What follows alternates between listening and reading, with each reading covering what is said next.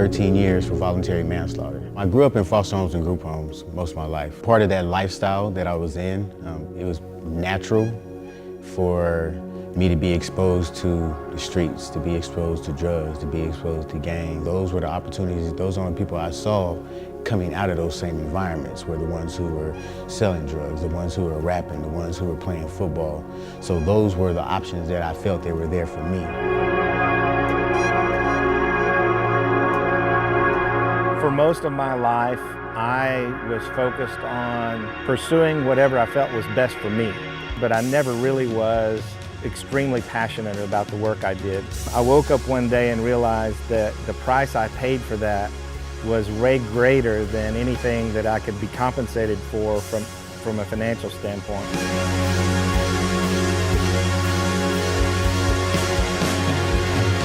I spent a total of 15 years in the Texas Department of Corrections for a murder and attempted murder that I did not commit, going in at the age of 19 and being released at the age of 34. Our mission is to aid and assist individuals, families, and communities impacted by incarceration. If we can give them life back, to know, you know what, my hands can create something positive, to produce something sustainable, not only for me, but for my family and for the community, it's a win-win situation.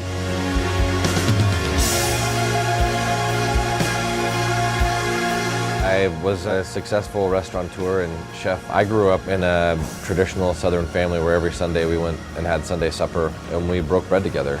And so food has always meant a lot more to me than just eating. It's meant nurturing the soul, it's meant camaraderie, it's meant family, it's meant love, it's meant support. When I very first started working with these kids, I taught 8 of them how to make ice cream for an ice cream competition at the Dallas Farmers Market. I realized immediately that I had stereotyped them. And at the end of the competition, one of the kids actually won the whole thing.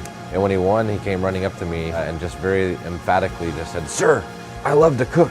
And that brought me right back to my childhood in those Sunday suppers.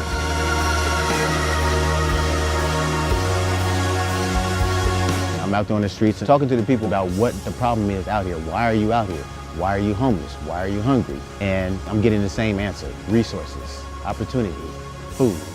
The income gap, the resource gap, the opportunity gap is tremendous in Dallas. You have 18 billionaires, but on the other hand, south of downtown Dallas, 85% of the people live in extreme poverty. There are 477,000 people who don't know where their next meal is coming from, and they spend a lot of their scant resources getting to a grocery store, taking sometimes 2 or 3 buses, and that's just making the assumption that somebody has the money to even go for that route. I don't know about you, but that struck me as incredibly wrong. 7 minutes from downtown Dallas, and we have communities that literally don't have access to food. They start to become complacent with how they eat. The fact that they were dying off faster than other people around them. The fact that their kids weren't graduating like the rest of people's kids. Every day there's something that you can't control. The youth is going to be our future. We got to understand where they're coming from. There's certain concerns that you have growing up in those environments that the average person just doesn't, their mind doesn't have to wrap around. You know, how I'm going to feed myself, what I'm going to do for money, what I'm going to do for clothing, what I'm going to do for housing. Those things cause the mind to act differently. Our brain chemistry, right? Neurotransmitters, things that make us happy, sad, mad, glad, these things. You can't make good neurotransmitters without good food. It's just impossible. You have all of these health issues that are preventable with access to healthy diet.